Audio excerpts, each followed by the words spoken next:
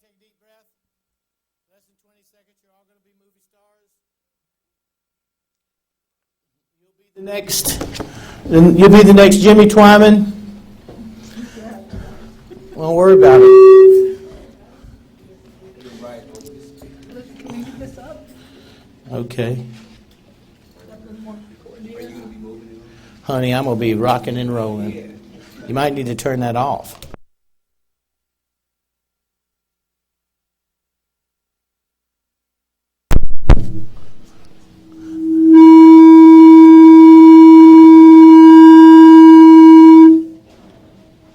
Okay, does anybody know what my lecture's about?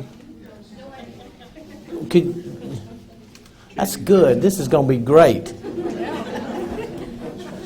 I better look it up just in case.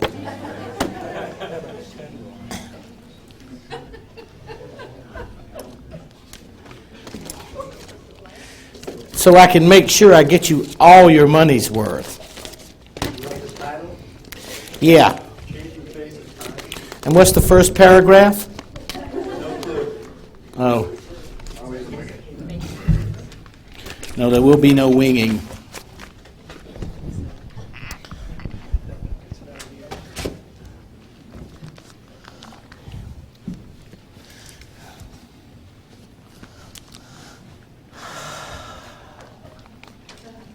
Okay. You rolling? Yeah. All right, let's everybody take a deep breath. See how tight your shoulders are, and if they're tight, take another one. Let's find a comfort zone. Let's take a look at reality.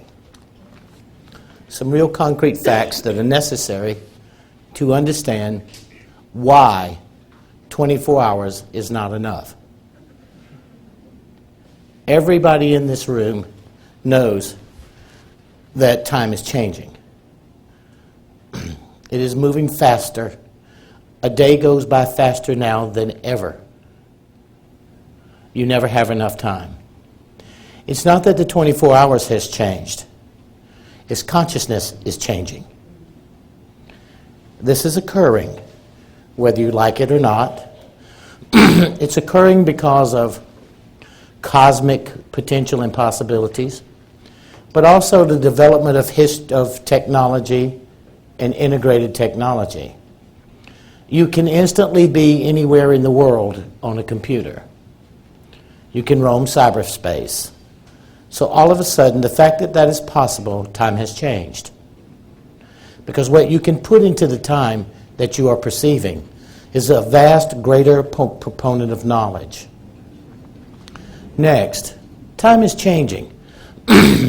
We don't even live in the same universe we lived in last year. We don't live in the same universe.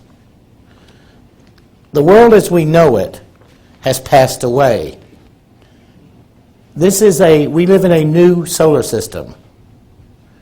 All of a sudden, guys, everything that you've ever heard or really thought about the universe is changed. This is September 2006, Newsweek. It's changed. Some planets have been added, and some planets have been taken away. So we are in the midst of the changing face of time. Now, how did I get involved in looking at the changing face in time? In 1975, I was struck by lightning while talking on the telephone. And this whole spiritual search and this whole business about spiritual reality, I come from South Carolina. Everybody goes to hell where I come from. There is no question that if you were born in sin and you were in the South, those fundamentalists are going to make sure that you're afraid of Jesus and you're going to go to hell. That's why I'm moving to North Carolina. That's even worse. That is hell. So in 1975, when I got struck by lightning, what happened in my changing perspective of time was this. What I never believed in, had no idea, no focal point, no paradigm to understand it by. A near-death experience. One day I never believed in any of this stuff. The next day I was dead, and the day after that I became everything I never believed in. And my last 30 years has been an internal search to not if it's true, but how it works. Not whether there's a life after death, but what are the mechanisms and its purpose. Not whether there is eternal life, but the direction and intent of eternal life. Not whether there is a divine architect, or there are angels or beings of great power, presence, and potential, but who are they? What is their purpose? And what are they good for to me? I have seen the heavens. Dead for 28 minutes. Completely paralyzed for 6 days. Partially paralyzed completely paralyzed for 6. Partially paralyzed for 7 months. Took me 2 years to learn to walk and feed myself. And in this near-death experience, I lifted out of my body, became aware of multi-levels of consciousness. Not by some study, and I didn't contemplate my navel. You know, I didn't go on a spiritual search with Maharaji or any of that stuff. I just answered the damn telephone. People say, Dannion, you're so important. You're so special. Well, all I did is God called me on the telephone. And the only burning bush I saw was me. And people say, Dannion, you're so special and so important. You've been dead 3 times. I said, hell, not near as important as being alive 4. So in the changing face of time, we have to realize that a dead person's point of view is that nothing ends without something else beginning. And I hope as we begin this search and this conversation today, that you do the same thing I'm doing. Trust this. You are a great, powerful, mighty, playful, spiritual being with dignity, direction, and purpose before you came into this room or into this life. And you will be a great, powerful, and mighty spiritual being, playfully, with dignity, direction, and purpose when you leave here. I don't give a crap what anybody tells you. I don't care what you think. It doesn't matter. This is true. So for the next hour and a half or 2 hours, buy into it. And open up your consciousness to identify yourself as a great, powerful, and mighty, playful spiritual being with dignity, direction, and purpose. And I will show you a marvelous world that's changing all around you. Now, in the course of looking at us now, and to realize that there is a cosmic event occurring that's causing 24 hours to be not enough time. You know more, you're more aware, you have more feelings, you realize more things. So it's not really time changing, it's you. Because of a cosmic flow of energy that's moving through this universe that can be measured scientifically. Because we sit at the end of a 26,000-year cycle called the precession of the equinox. Our little galaxy, this 1.1 billion planets and stars called the Milky Way, has now traveled 26,000 years to circle what we call the signs of the zodiacs, but through each of the 12 constellations that we now know to be our particular part of the universe.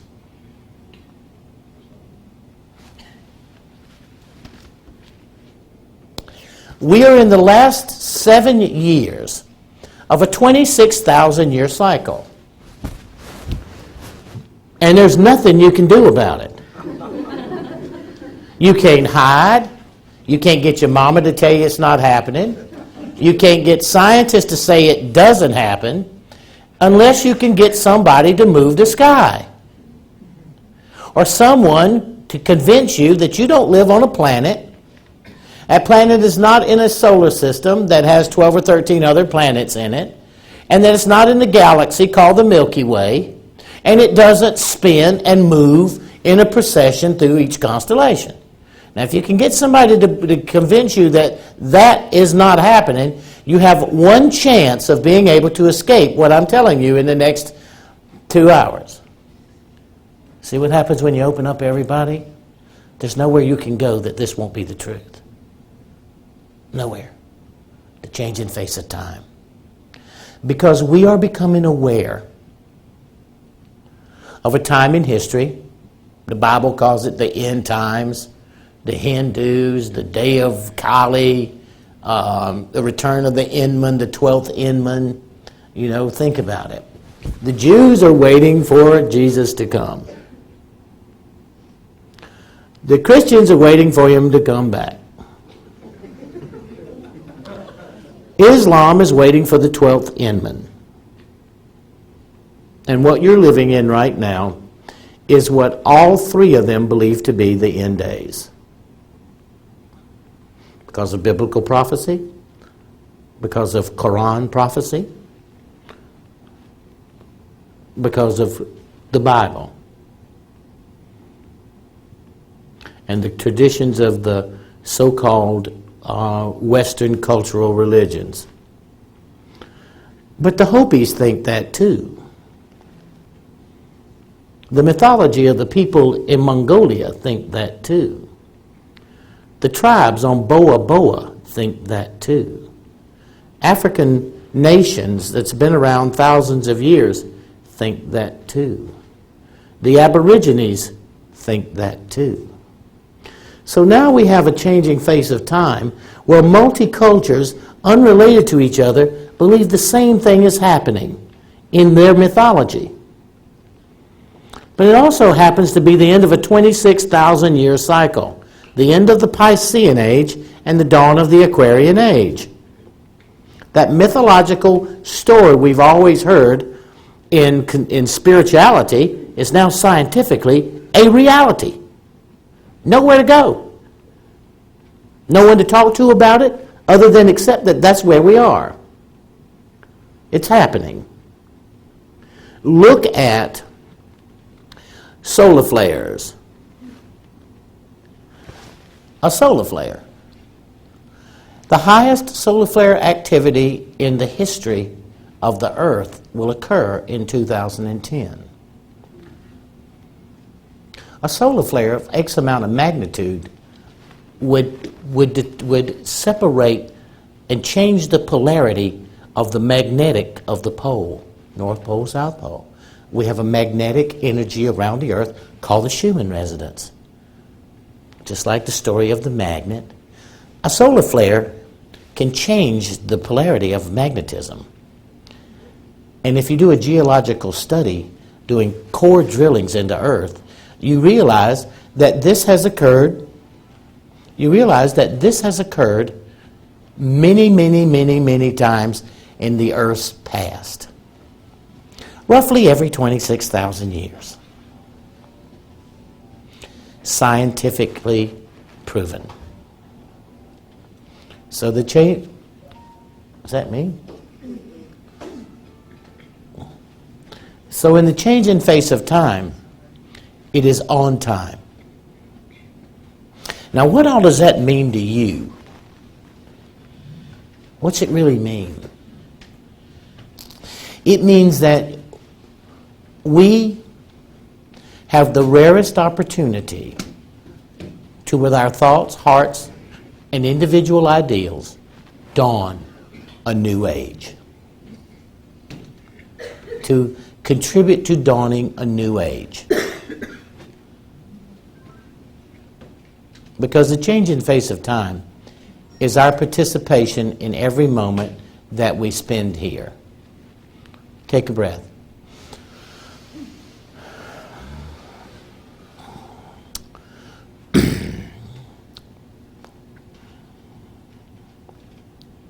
Endless possibilities, everybody. Enormous potential. To achieve greatness as powerful, mighty, playful spiritual beings in dignity, direction, and purpose. So let's look at end times. Let's take the New Testament in the King James Version of the Bible. Revelations. So when would the great harlot Babylon, what's called the great harlot Babylon, to know that there is the end of time, and exactly where you would know that the cycle of spiritual growth has ended and a new spiritual cycle is growing or coming. So let's be Christians and Jewish. All right? We're in Babylon. Right now, where the Fertile Crescent, the Tigris and the Euphrates, the Garden of Eden was supposed to be, is in Iraq. At least that's what it says in Genesis. The cradle of civilization is Mesopotamia. That is a country now called Iraq.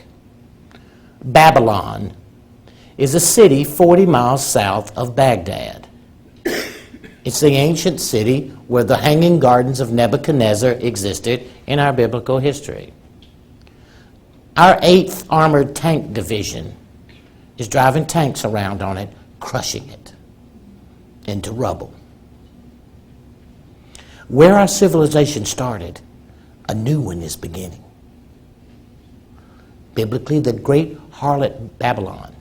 Well, who's in Babylon today? Us. America.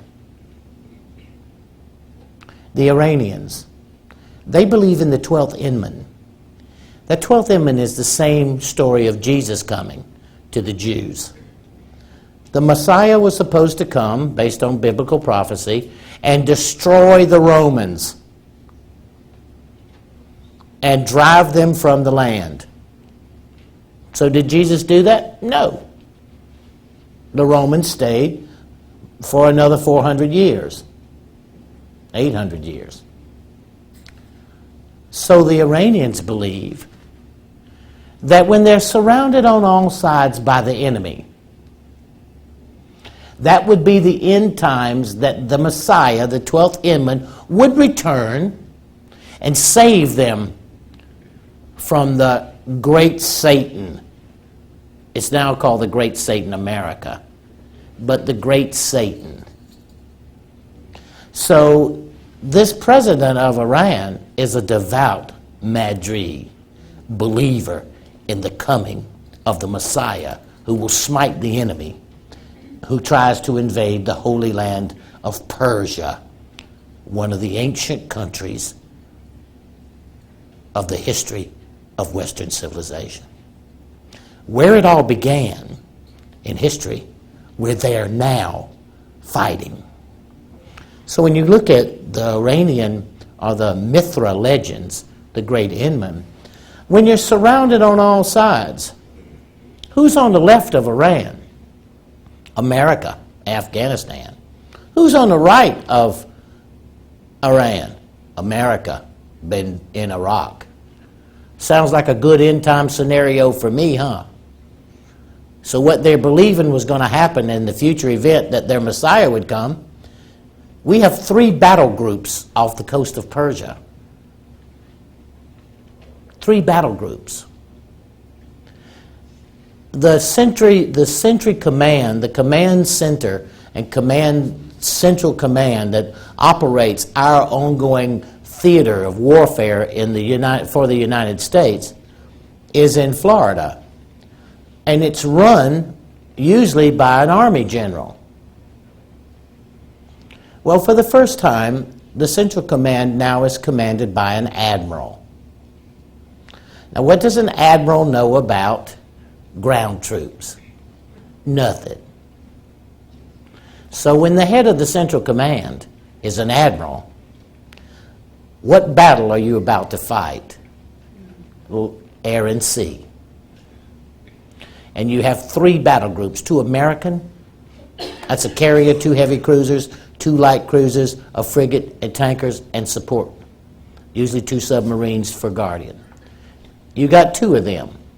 And you have a British battle group sitting off the coast of Iran. What does that tell you about the changing face of time in prophecy? It's in the Bible. It's in the Quran. It's in the Samaritan mythologies. It's in the Canaanite myth on their religion. And it's us, and we're there. Interesting prospects about the end of time. Second, take a look at the earth. Global warming. The very moment that you accept it as a reality, regardless of who you think causes it, the change in face of time has just completely changed. It was the hottest, 2005 was the hottest year in 1,000,000 years. The Glacier National Park, a 10,700-year-old glacier, been there 10,700, 800 years. In 3 to 4 years from now, it'll be Glacier Lake National Park, because it will be gone. It won't exist.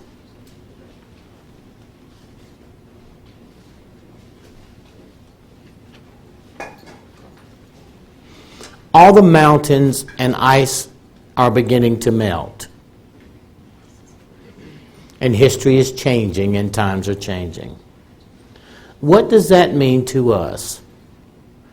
The greatest opportunity to be a part of a shifting consciousness, to bring more compassion, more caring, more love, and more support to our friends and neighbors. All the terrifying stuff, to me, only makes it more exciting, because you will never die.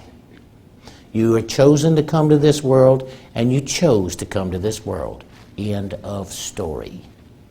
You were chosen to come because the divine architect believes that there is no one better suited than you at a certain time, at a certain place, at a certain point in the unfoldment of the spiritual world into the physical world by way of you for an event to occur.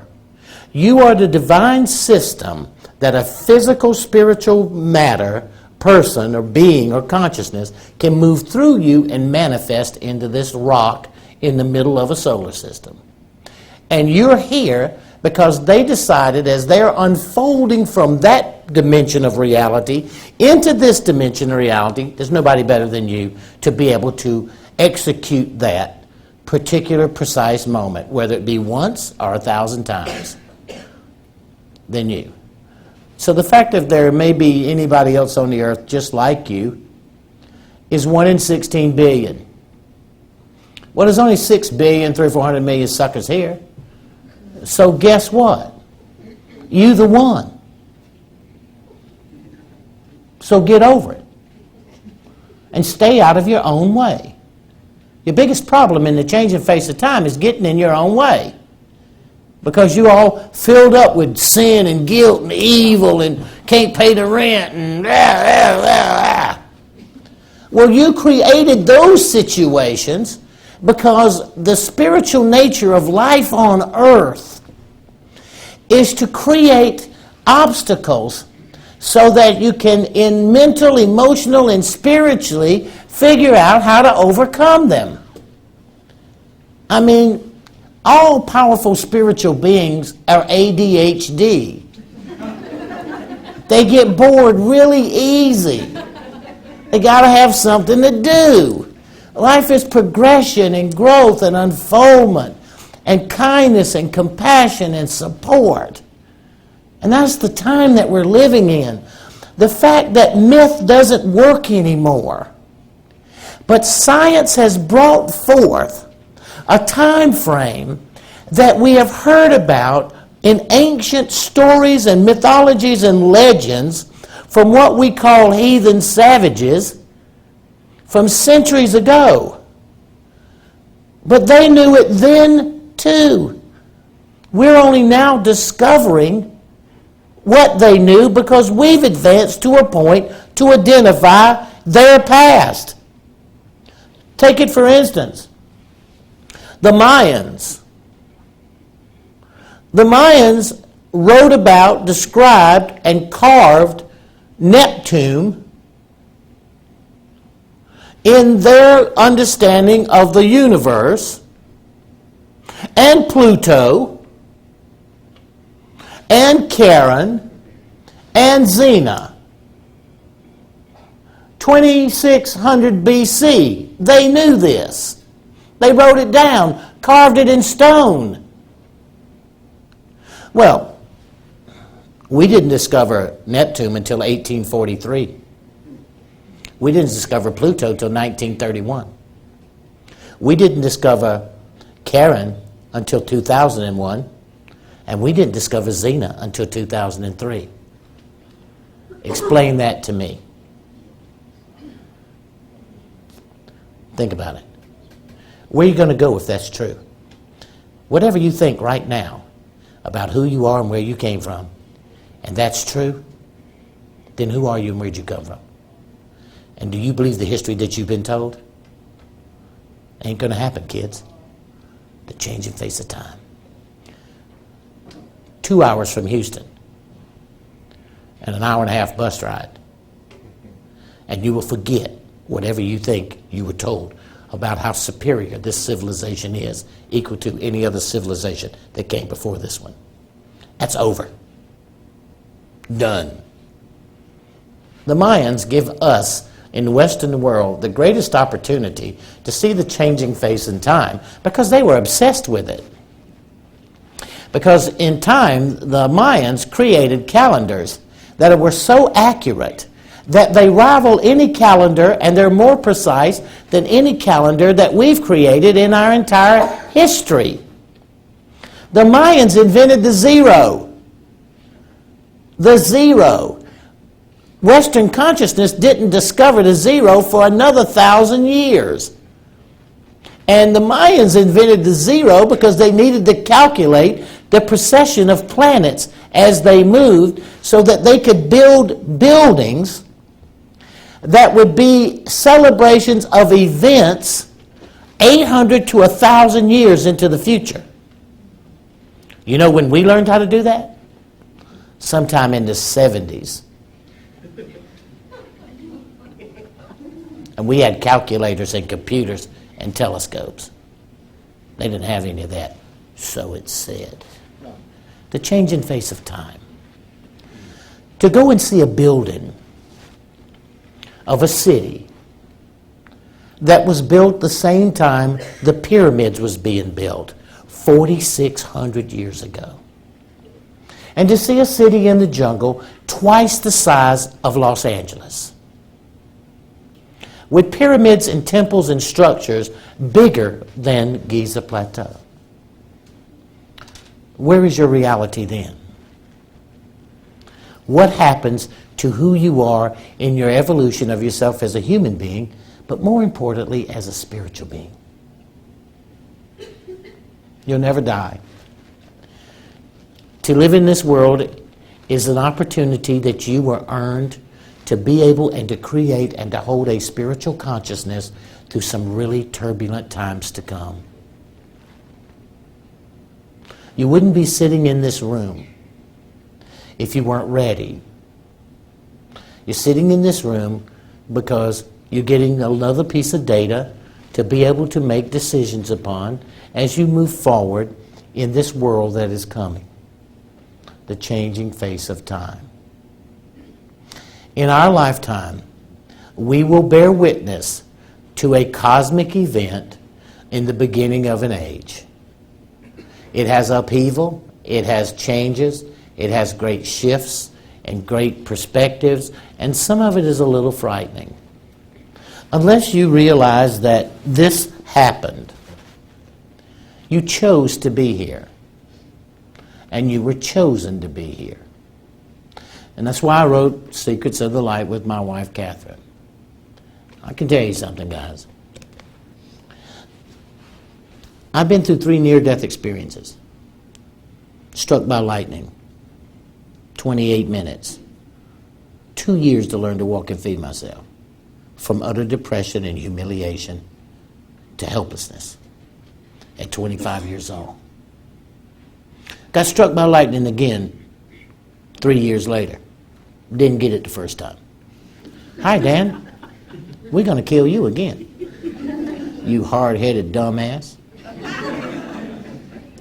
What? Listen, guys, I didn't go to hell none of the 3 times I've been over there.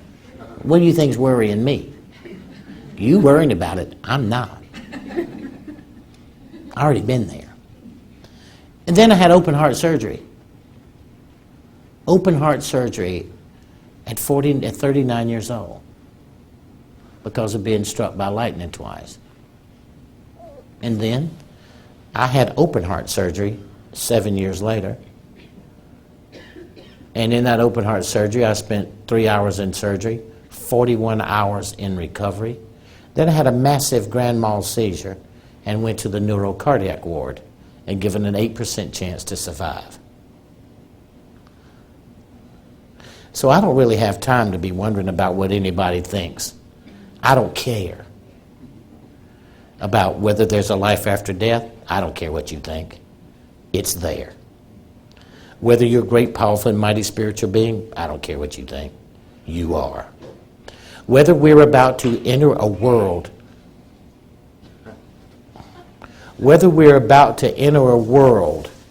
that our ability to perceive the world around us is going to expand.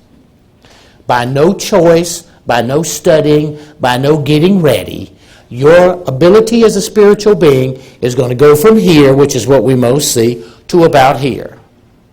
You're going to see things on the side of you. You're going to see movements. You're going to see energy in between you and the person that you're talking to. You're going to perceive thoughts.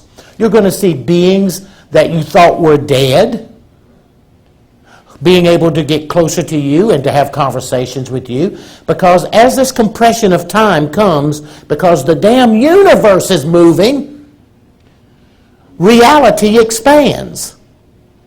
The Mayans taught about it. Everybody's taught about this. Why I picked the Mayans is it's 2 hours from Houston. And why I picked the Mayans is when I get done in the jungle, I go to Cancun, drink some liquor.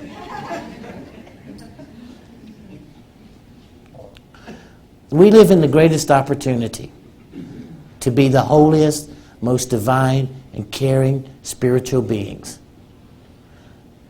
That energy is going to come through crisis, through innovation, through technology, but that opportunity is what's coming. And when you look at it like that, and you understand that there are so many things and principles that you are capable of using now that you haven't been able to use in any of your last lifetimes that didn't happen 26,000 years ago. You'd have to go back 26,000 years, or how many times you've been here or lived or whatever it was, to have the same opportunity as you have right now. And you can't afford to miss it. So when I wrote The Secrets of the Light, I tried to put in this book stuff that you could use as a guideline. But let's say this is the end of time. Let's say all this stuff is going to happen. And then stop. Is it already happening? Yes. It's already happening. So I took a truth. How do we explain to spiritual beings what we're doing here? Not from our purpose in life or all the fear from the Patriots Act, but from who we are as a spiritual being. In our present moment, who and what in the world are we doing? That would be truth number 5. Now take a breath. This is why you're here. We choose to be alive at this time and at this place and at this point in history because never before have we had such a glorious opportunity to display our individual power and presence. Think of this. When someone gives us a gift, we call it a present. The present we have been given today is right now. And this is the exact moment you truly know that we can make a difference. So when you stop, guys, and you look around, no matter what's going on, and you think about the fact that the only thing you're paying attention to is where and how you can make a difference. I'm giving you secrets that will allow you to escape so much of what other people will be doing when they're frightened and when they're scared or when they're lost or when science passes away or innovates or religion passes away, and whole concepts that we've had even to the point that we don't live in the same solar system that we lived in 2 years ago. Do you realize when you see this on the front of Newsweek magazine how dynamic that possibility is, that we don't live in the same solar system? The entire structure of consciousness as it's evolved from that the earth was flat to we were the only people here, to the fact that there's no other place in the billions and billions and billions of planets, that we're the only ones that exist. What do you think we're being set up to be told? They now discovered water on Mars. Hello? And where there's water, what is there next? Life.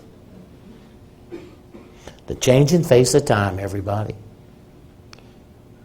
Without any question, in your lifetime, there will be no doubt that we are not alone. What does that mean to you now? Within your lifetime, the fact that you can teleport, that you can be dematerialized and materialized somewhere else. What we watched in Star Trek, go to the transporter room. You won't find a scientist that will tell you, theoretically, that is not possible. Any scientist will tell you, based on quantum dynamics and theory, that not only is it possible, it's highly likely to occur in the next 20 years. Changing face of time. The British are taking rabbit eggs and implanting human DNA in them in experiments in England. Franklin bunny. You know Frankenstein? Well, we're going to have Franklin bunnies in England in the next 3 years. The changing face of time. Think about it, guys. Look at the grandiosity of the courage that you've taken upon in yourself as spiritual beings to live now. Take a breath. Own it. Own that in yourself. Feel it. You can feel it because I'm just telling you the truth about us and the dynamics and the joy of it. Okay. Next prediction. I believe that in the next 3 or 4 years, the whole idea of that somebody's dead and went somewhere will just disappear. Because when we go from analog to digital, digital creates that you can take a single note and break it down into 1,000 parts, or 1,000,000 parts. And you can take a nanosecond, a millionth of a second of a note, and put the front in the back in the front, the middle on the side, and create an echo using that same single note. Stretch it out 1,000 miles, or bring it together in a nanosecond. So all of a sudden, we're entering a conscious dimension of reality. A perspective about ourselves and who we are, that regardless, the old is going to pass away, and the new way to look at it is being a spiritual being. Look at yourself from being and realize that it's a spiritual being that's looking at the world around, and you will see it so much more clearly and so less confusion than ever before. That's what the key to knowing is. Think of reality. The basic structure of all reality is what? It's an atom. An atom. Well, if you go get an electron microscope and you slide you an atom under it and you peer through that electron microscope at that atom, what do you discover? That it is 94.6% empty space. So no matter what you sit here and think, no matter what your mama tells you, no matter what your preacher tells you, no matter how smart you think you are, and who you are with 6 buds in you, it won't change a damn thing that physical reality will never be more than 5% of your existence. No matter what you do, no matter what you say. Physical reality can never be more than 5%, and there is nothing you can do except accept it. Then what becomes important? The 94.6%. The spiritual, emotional, dimensional nature of you. Now, changing face of time. How am I doing, everybody? I'm doing pretty good?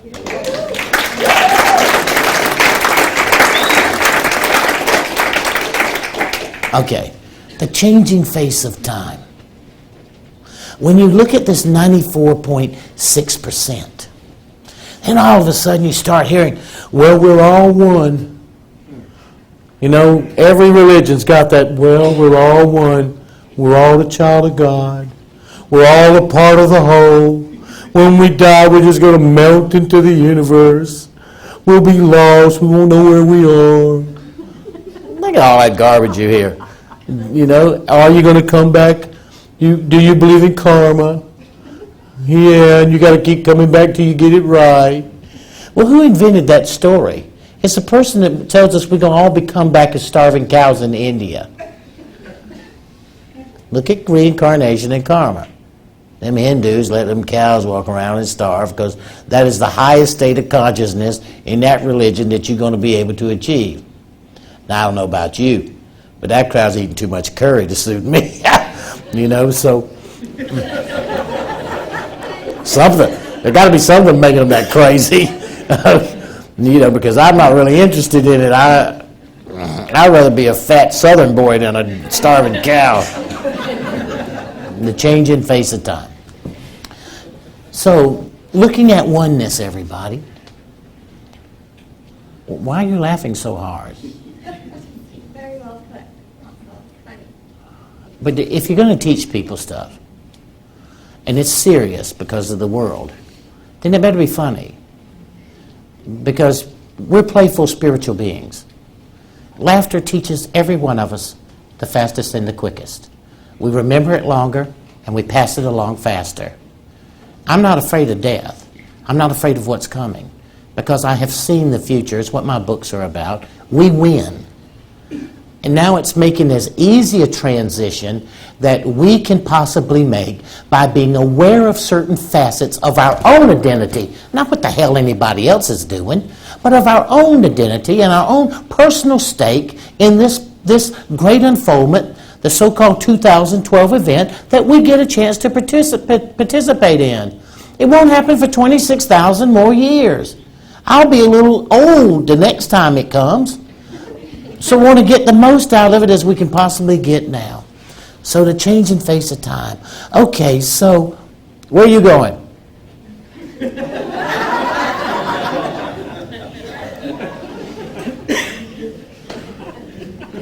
Now watch the feeling. Take a breath. As great, powerful, and mighty spiritual beings, and you were identifying yourself. She says, I'm going to the bathroom. She was not offended. She was not hurt or angered.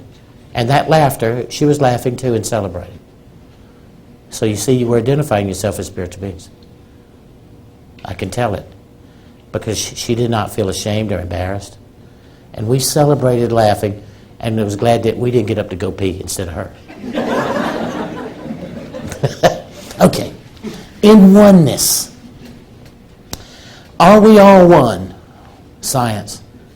They have a substance called dark matter. I am so fixated on dark matter, it's becoming an obsession. because it is the answer to understanding God. It is the chance and opportunity to measure divine intelligence or a intelligent design. The simple study of dark matter and looking at it shows unequivocally and without any question we are all connected. We're a fabric of an electronic universe. There is no escape from this as a reality. Think about this. We live in a multidimensional reality. We've heard this in every Buddhist and Chinese and mythologies and folklore and tales and all that stuff. But we've never been able to put our hand on it because we've been trying to figure it out spiritually, and we got religions and institutions and governments and all kind of stories everybody's telling us with just enough truth in it to keep us spiritually interested and just enough truth in it to keep us humanly controlled and frightened. But, changing face of time. Today, how many in this room think that we don't exist in parallel universes? Come on, you can put your hand up. You know why? The parallel universe is called the multiverse theory. It's a series of theories based on a certain quantum understanding of the universe. Okay, well, so what? What's that good for? Cell phone. Cell phone operates on the multi-universe theory. Every time you dial a cell phone, you're proving that you are a dimensional being. End of story. Ask any scientist anywhere if that cell phone doesn't represent multi-universe. Do you think that cell phone, when you put it up to your ear, do you think it passes around your head? Or does it move through you? In the city of Los Angeles, you will have an average of 80,000 phone calls pass through you. You can measure it going in, and you can measure it coming out, and you can measure what's in you. It's a microwave frequency. So think of this. Cell phone, multi-universe. You think it gives a crap what you think about it? What if I gave you a cell phone and an oxygen tank? I took you down to the funeral home. I put you in the coffin, told you to put the oxygen tank on, and put your cell phone in. I took you down to the cemetery. I put you in that concrete vault. I put the lid on it. I put 6 feet of dirt over the top of you, and I had the White House moved over there. And on top of that, I put the White House. And then I dug a trench all around that hole, and I put 100 million tons of concrete. And at 7:15, I give you the phone number to a discotheque in Lithuania and tell them to call them up and see what their favorite drink is. When you bust out that cell phone and you dial that number, you think it gives a crap about that coffin? You think it cares about that concrete? You think it cares about the earth that's around it? You think it cares about the White House on it? Not at all. It doesn't even see it. It's traveling to a microwave transmitter. It beams to a satellite. It beams back down and rings that payphone in Lithuania in that discotheque. Now, for all that to happen, how many dimensions did it move through? Where are you now? You're in my world. You're in the 94.6%. The world that I've learned about from being dead. By no choice. Not asking. Not hoping to have a revelation. But called on the telephone. The changing face of time. And this dark matter. It is the fabric that weaves together in this new universe. Think about it. Take a breath. Now you're sitting in the comfort zone because your conscious mind is not arguing with your spiritual self. If you dial a cell phone, you go ask any scientist what that cell phone's based on. I win. You are exactly what I'm telling you are now. Nothing you can do about it now except deny it, but there's nothing you can do about it once you check it out except deny it. But it doesn't change a thing. Because every time somebody picks up a cell phone, you're going to realize exactly what I said and remember it, and I don't care, you lost. Or you got to quit using cell phones. Let's think of another one, based on the multi-universe theory.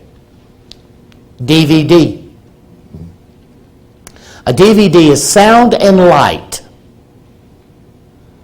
recorded in a frequency put into a light wave. And when you put it in the little disc and put the top on it, it's a light, a laser beam, that reads it, then transforms it into electrical impulses, then separates based on frequency into two forms of transmission. The picture and the sound come from different waves. The sound is one wave, and the picture is another, and puts it up on the television screen. Now, how does that happen, and how many dimensions is it operating in an electrical universe for you to watch Snow White and the Seven Dwarfs?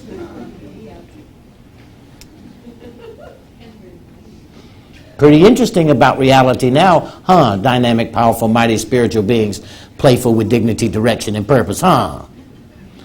CD. Same, light on plastic. When you look at a CD, it's a rainbow. What is that rainbow? When you look at it, that's color. That means it produces heat. And the transmission of the laser moving across the disc only measures heat and temperature of that color, and that's the delivery transportation system of the audio on that CD.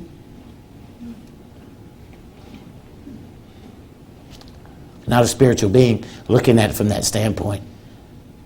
You won't be using the CD anymore either. Because there's no way you're going to go, and no place you're going to go from based on what I'm telling you to be true. So you get over it. And you don't have to die. You don't have to have open heart surgery. You don't have to do any of that. Just got to listen to me. And then go out and try it. Okay, so our biggest issue, stress. Because what a spiritual being doesn't have any stress. They don't care. Just something to do today. Got myself in it, I'll get myself out of it. I'm responsible. But the mental, emotional, and physical self has a few little kinks. So the biggest issue in this transformational point in the changing face of time is the reduction of stress. Illness in the emotional, mental, and physical self starts with unresolved conflicts that create stress, or the inability to be in control of events, or the continuous repetition of a monotonous, mental, unfulfilling spiritually of a mechanism that you do every day. Going to work. You know, why do dentists kill themselves? They have one place to be, one monotonous, always instilling fear and pain in a person, and no way to create because they are on a certain budget. They got to get in and get out and get it done. And there's no real thanks except a pretty smile. And they kill themselves. So stress. Now, as a mental, spiritual being with emotions, we have to reduce stress. And what we also have to do is realize this. The core cause of illness after stress, which is called oxidative stress, which if oxidative stress, once the stress in what's called free radicals in the body, if a free radical gets oxygenated, it turns into cancers and illnesses and everything else. So as spiritual beings, you must deal with this first. You must hydrate your body. You must absolutely, without any question, start today in paying attention to everything that you drink and what's in that you're drinking, and read the label, and as pure water as you can get into your system, you must do it. Now remember, in this end of time era, the commodity that will be the most precious commodity will be water. It won't be oil. It won't be anything but water. So as a spiritual being in this process of the change of time, you better make sure of your water source. Now, if you think of the ocean, and this is a water planet, and you had a 5-gallon bucket, and that was all the water in the ocean,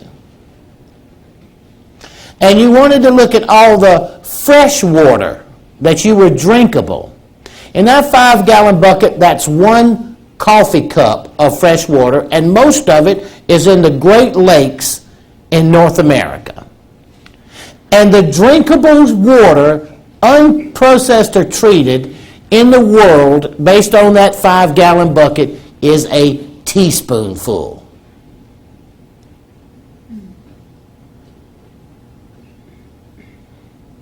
Water.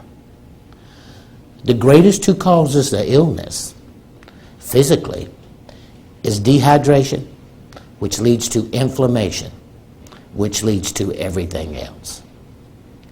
So spiritually, pay attention to the water you drink, everybody. Don't rationalize to yourself. Don't mess around. You better find your pure water source, or you better create a device that does that, and you better drink your water. Because if you look at yourself from a spiritual point of view, and that 5% of reality is all the physically, there's only going to be physically 5% of reality that's physical, then if you look at that, your skin is 80% water. Your liver is 95% water.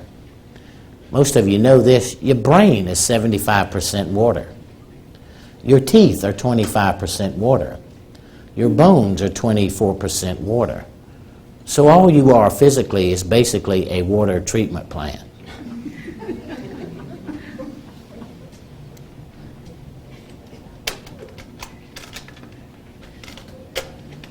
End of story. So if you hydrate, pay attention to it, and then stress. I believe there are programs that's going to come on this earth that deal with nutrition and stress.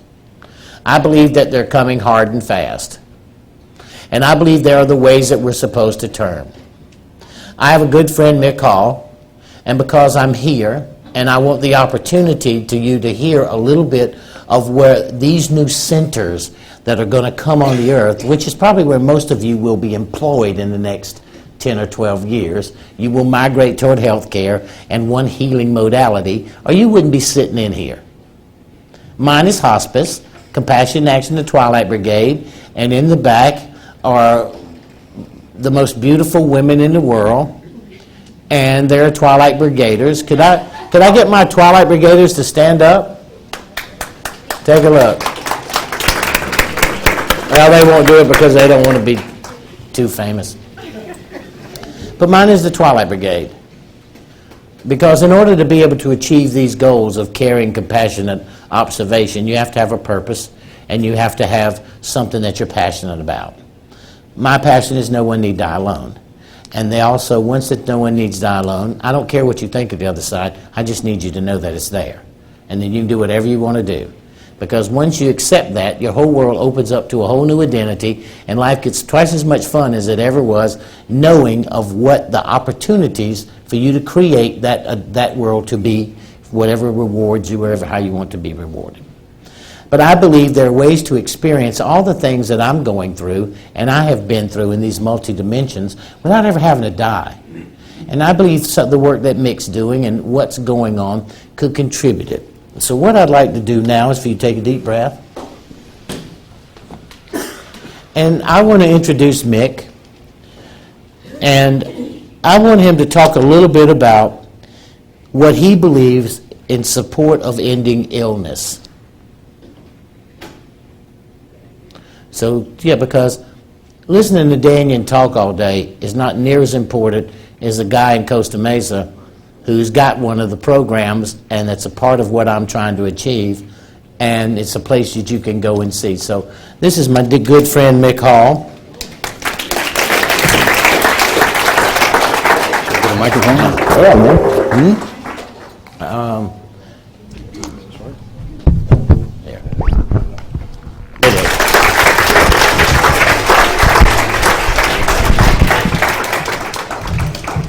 What makes me really proud of Mick is he is truly a server.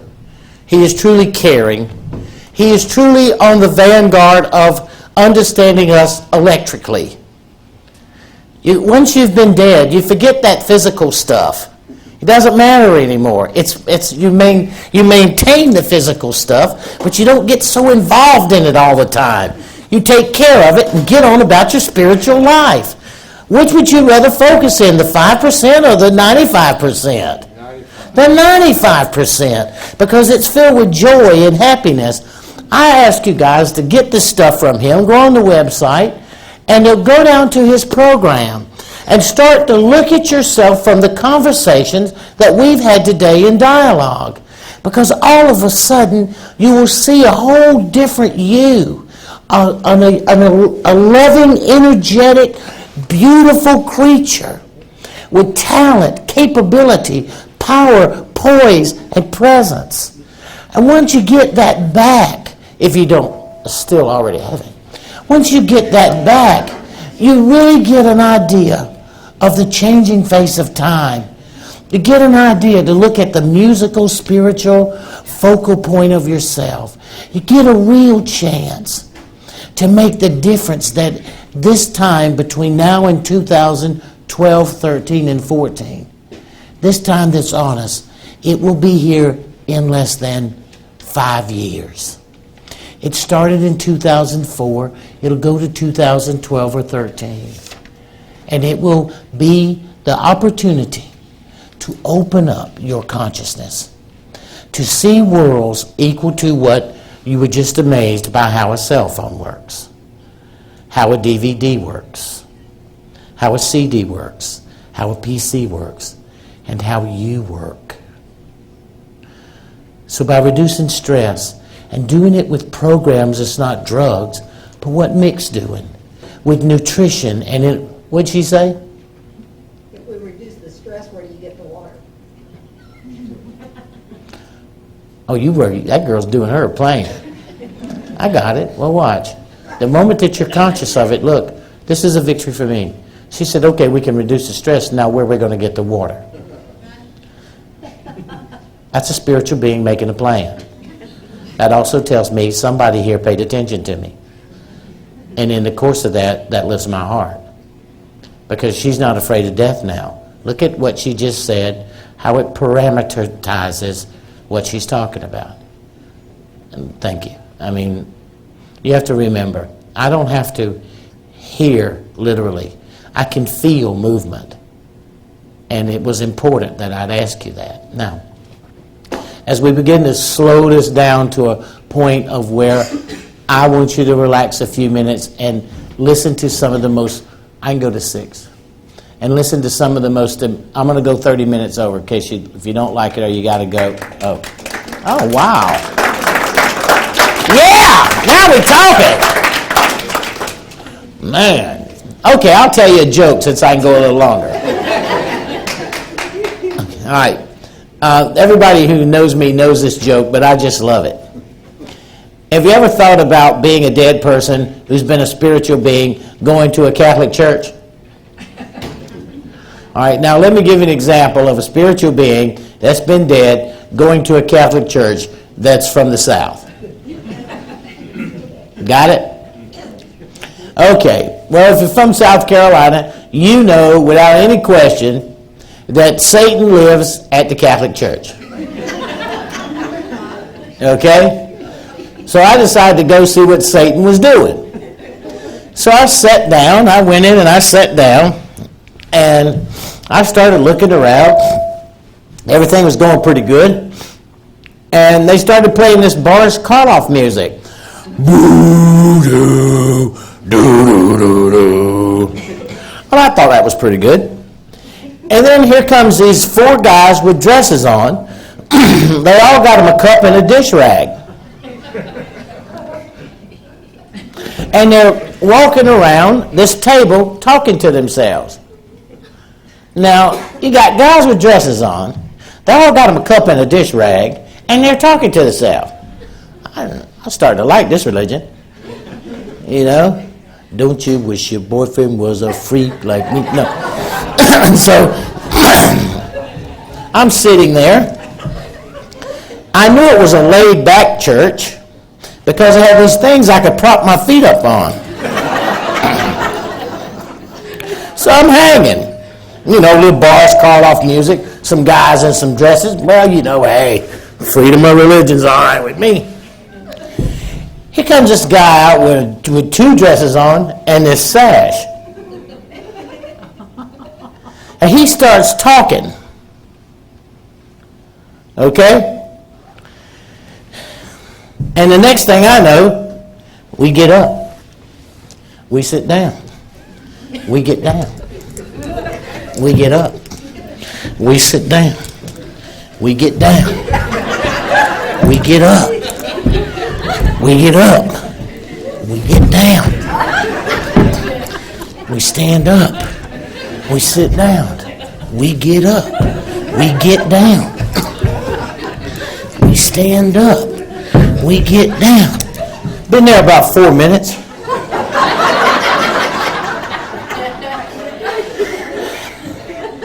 So I was going to thinking, now who in the world invented this religion? And I figured out who invented it. It was the guy who has the patent on arthritis, pain formula, etc. Because if you think at the end of all that your knees and back aren't hurting, then you're in trouble. So then I'm hanging. I'm worn out. They got us standing up. Here comes this fool with two dresses and a dunce cap on. And he's swinging this pot. And he's got smoke going everywhere. And then he's saying, my daddy plays dominoes better than your daddy. I said, who gives a damn? Or something like that, you know. And I tried to say, well, who even cares? So I was trying to figure out who invented that part. Or I figured that out. It's the guy who has the patent on Dristan. Because that smoke was burning my eyes and my nose, and I just couldn't quite get a grip on what the deal was. So I decided to explore kitty chasm. You know, it's the little people's Catholic guilt sessions. Okay, so I went to check out kitty chasm. And there were some stretched out little kids, born in sin. Gotta have faith. You're going to hell unless you do it the same way we said it. The Catholic Church is infallible. It doesn't make any mistakes. It's never made a mistake, ever. How interesting. Do you realize that the world is still flat? That in a papal bull, which is very appropriately titled, the Catholic Church in 1968 said it was okay if you didn't believe the world was flat. It didn't mean that it wasn't, but it was okay, and you would not be excommunicated from the church if you believed it was round. Until 1968, if you believed the world was round, you were condemned to eternal damnation, and you were excommunicatable from the church. Now, as a spiritual being, when you think about that,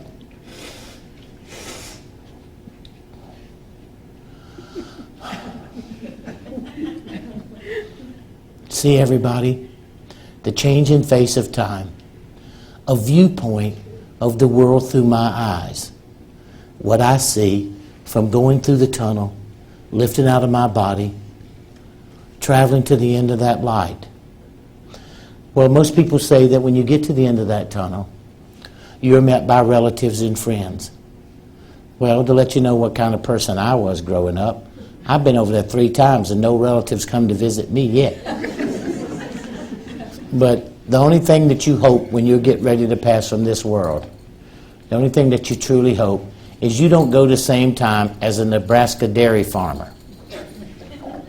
Because think of all them cows that's going to be there mooing. All your pets, all the birds, chickens, animals you've ever had are going to be there to meet you because it's a part of your love. I pity Tyson's Chicken Company people. All them chickens going to be there to get even. But now this, guys, because I want you to listen to a little music about the changing time. I want you to, and it's a good friend, but before I introduce him, I want to tell you something. One day you will come to a point in your life that it'll be over. You'll let that breath out.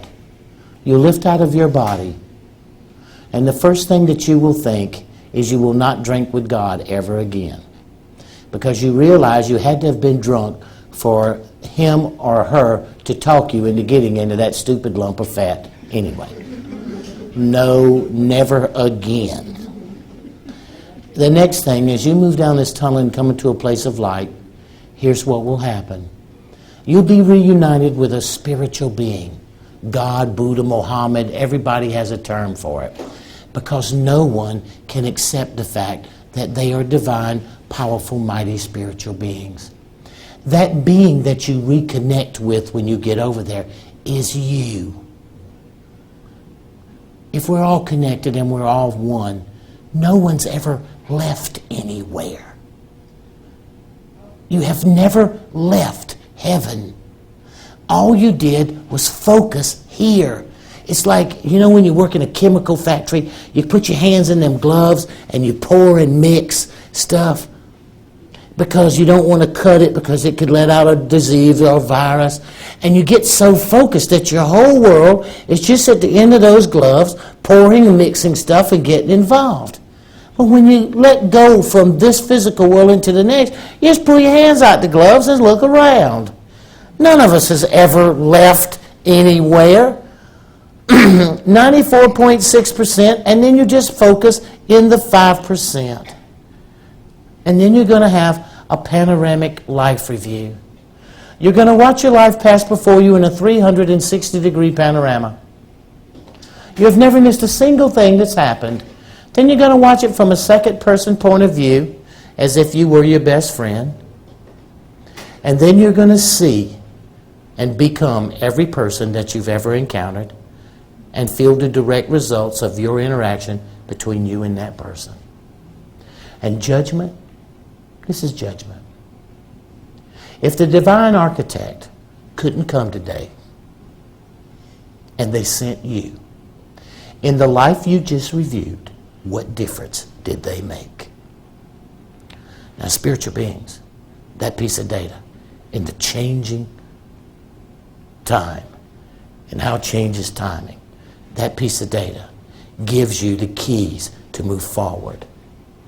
The changing face of time is about how much support you give, knowing that when your life passes before you, you're going to be the person that you helped.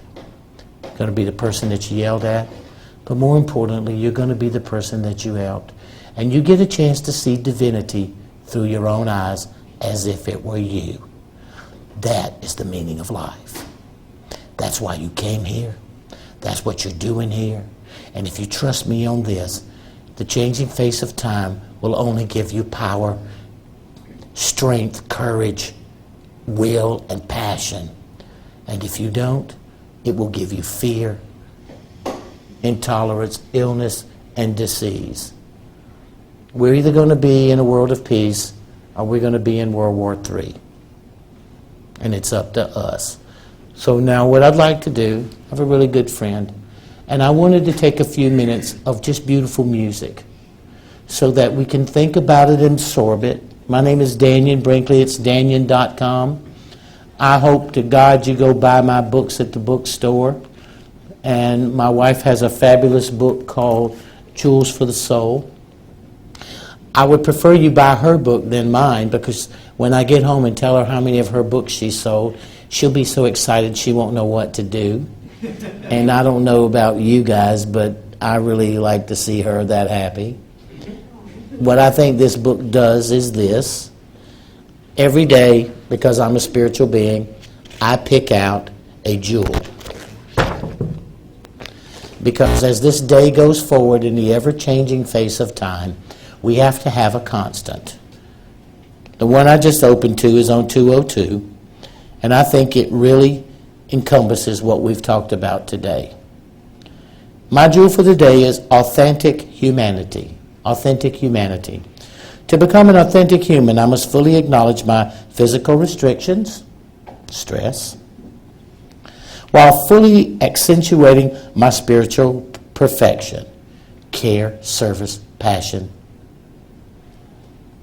In order to experience authentic humanity, I must not fear the tribulations of life. I must not shun the ecstasies inherent in life on earth, and I must face life on its own. I must face life on my own terms, so I can assist others in doing the same. We have a human responsibility to be spiritual, but we have a human responsibility to be spiritual, but we have a spiritual responsibility to be human. So when you take a deep breath and you look at your goals, I trust that you will get Nick's book. You'll go down to his place, say The Secrets of the Light's in the bookstore, and so are the jewels. And I'd like to introduce, I didn't do Twilight Brigade. Okay. If anybody wants to sign up for coming to play with me in a training that has to do with being the greatest spiritual caregiver in the history of the universe, please go back to where those beautiful people in the back, and don't leave without signing up and giving me your name and how to get in touch with you. Come on, guys. You know, in this next few moments, we get a chance to listen to Jimmy Twyman. James Twyman is one of those people who started out as Johnny Appleseed with music, the Barefoot Troubadour, who did the movie The Indigo Children, and who I thought would be a perfect close to a day on Sunday that we could sit and listen together and ride the waves of the changing face of time for a few moments in a couple of songs. So let's give James a really big hand.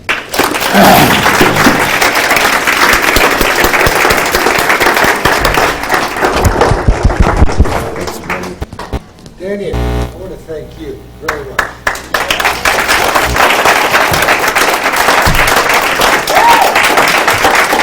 Oh, wow. Thanks, guys. That's pretty good. Well, I want to tell you, I still hate you. All right, everybody, sit down and take a breath. Come on, that breathing. Let's reduce some stress. Let's close this part of our program with, make sure you guys go and buy those books and sign up in the back.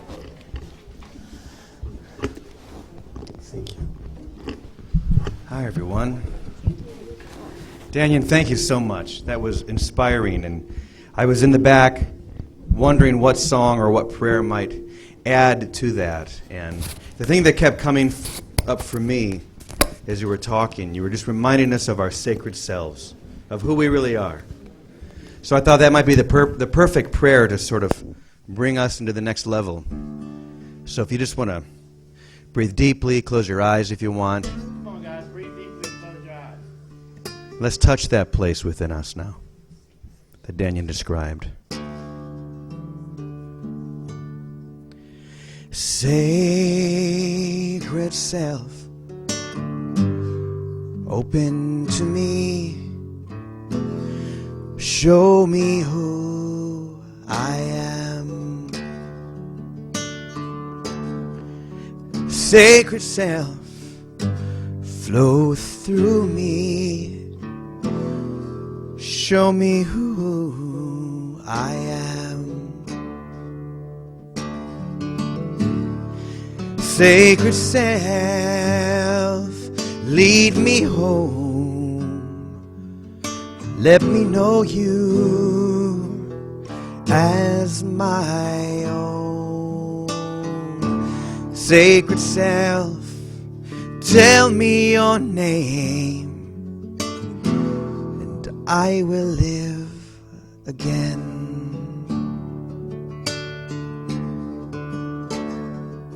Sacred self,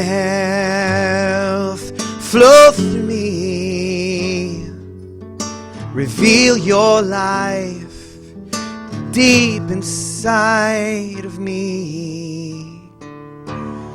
Sacred self, make me your own, and I will find my way home. And I will find my way home. And I will find my way home.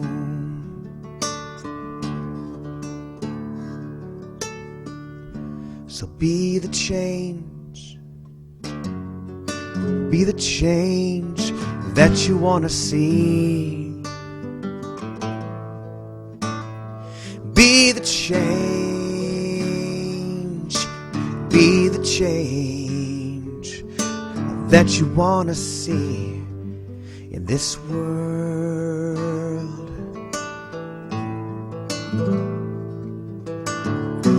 I have come to you as a friend, one who understands,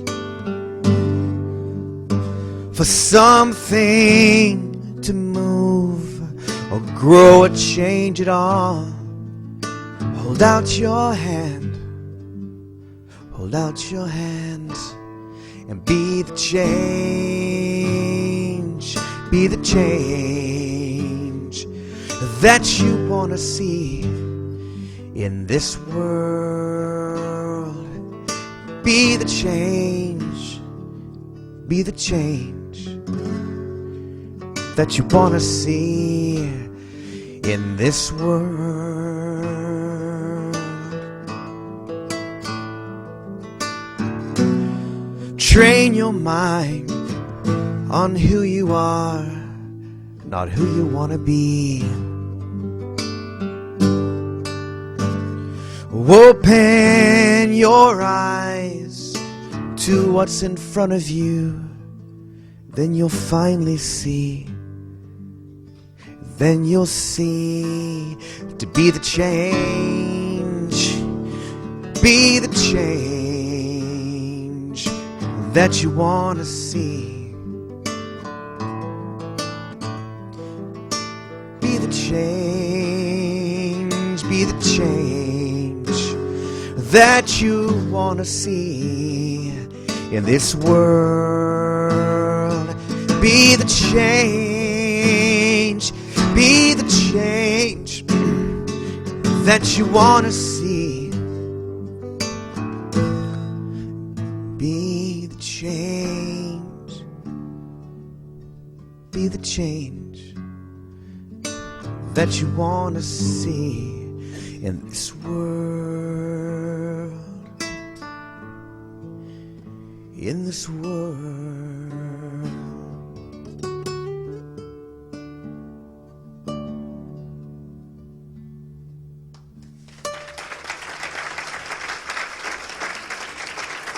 Thank you. Okay, everybody who has to go, I want you to do one more song. Everybody who has to go, it's okay as long as you sign up on the back list and as long as you go and get these books, because I know there's other things you want to see. Please don't not give me away. Go to Dannion.com and come to join the membership. I have a membership section. It's free. Please come and join the membership. You get those little tidbits of information. For those who, she's doing better. She's doing better. And by the way, there's some free CDs in the back, so if you'd like to grab one of the free CDs or one of the Gandhi and King CDs, just take one in the back. Sharon can help you with that. Is there another song? Yeah, let's hear another song. I want to hear it. Okay. Please go buy my books. Whoa. Sign up on the back list. Please listen to Jimmy Twyman. Oh Lord, we are now instruments of your peace.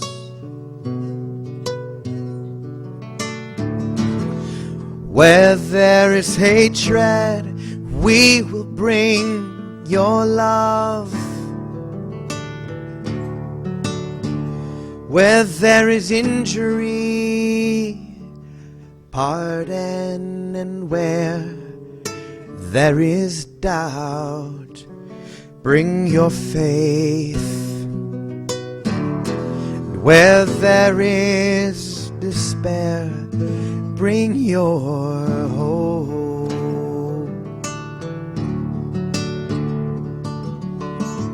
Oh,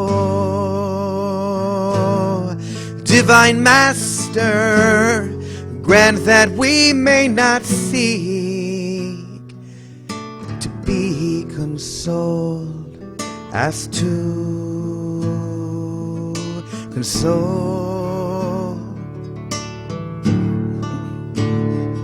to be understood as to understand, to be loved as to love. We are now your instruments, beloved. For it is in giving that we receive, and it is in pardoning that we are pardoned, and in dying to ourselves that we live. Oh Lord, we are now instruments of your peace. Oh Lord, we are now instruments of your peace, of your peace.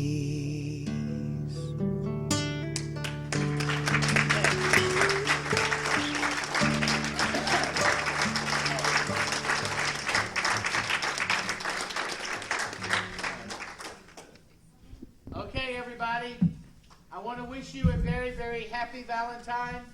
I'm going over to do the book signing, so I expect to see you all over there buying those books. And I look forward. Yeah, I just got to do this. And I look forward to seeing you. Please go to Dannion.com. Please remember that I love you, and hope you love me too.